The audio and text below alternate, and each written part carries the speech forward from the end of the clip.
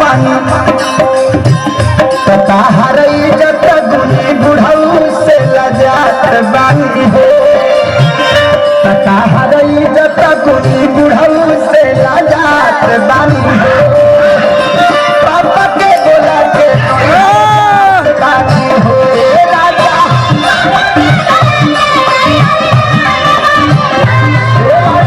पापा के बोला के मई हर जात बानी हो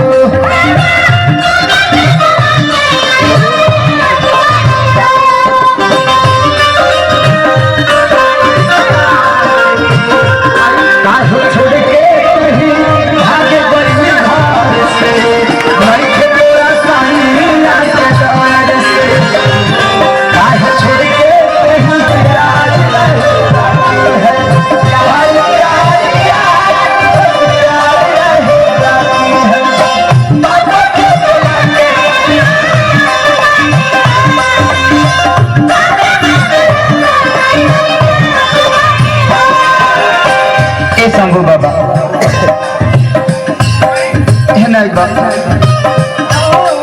एकरा के समझाओ ना मरना जा तेरा वेतन लेकर तारा के जतन कर ले और रिंकू के तेरा रिंकू ढेंगुर का बजा कर बुचुल बुचुल